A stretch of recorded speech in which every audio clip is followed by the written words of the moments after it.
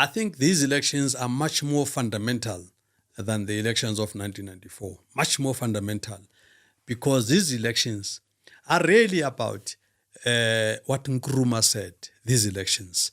Nkrumah is the guy that would have said that the various companies must get their independence.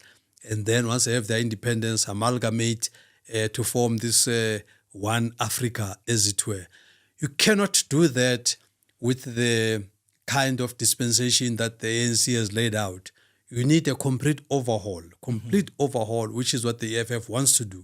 So as I said earlier, that what needs to happen is that firstly, we must accept that we don't have a political dispensation as we thought. So the EFF has got more than economic emancipation to do, but has got a political takeover as well to do.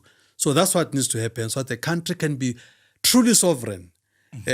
Right now, South Africa, it's not true that we're not a sovereign state here. We cannot make decisions on our own as South Africa without consulting or being told by the West what we need to do, because we are member of the Commonwealth. You know, one of the key things about being a member of the Commonwealth is that the condition to be a member of the Commonwealth is that you must accept that the crown is the head of the Commonwealth. Sure. So what more do you need to know that we're actually a colony, a disguised colony, you know? So when the EFF takes over, the first thing we kick out the Commonwealth, so that once a decision is taken in Winnie Mandela House, that decision is not going to be reviewed anywhere.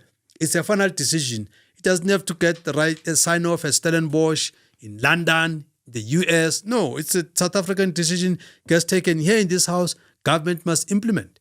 So that's what the EFF government would do. So the past 30 years were 30 years of hope, that we actually thought what we're saying today is what was going to happen.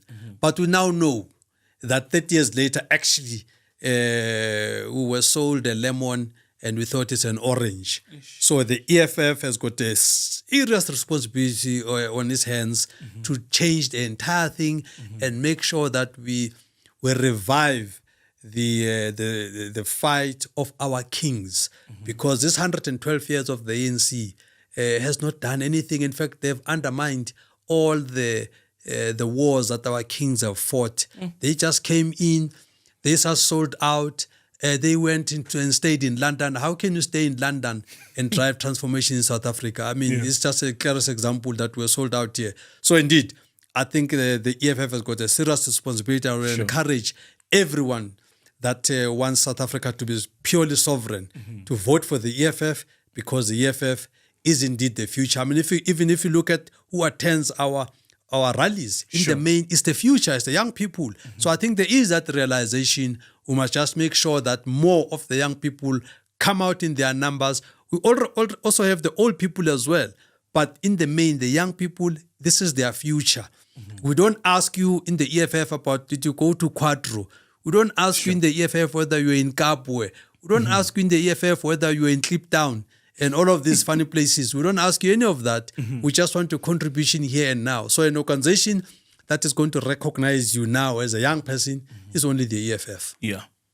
Fighter Mzwanele Manyi, thank you very much for making time here and obviously giving us the most comprehensive and pragmatic sense of public procurement and how the EFF government is going to champion that. We really appreciate your time. Thank you very much. Yeah. Thanks for the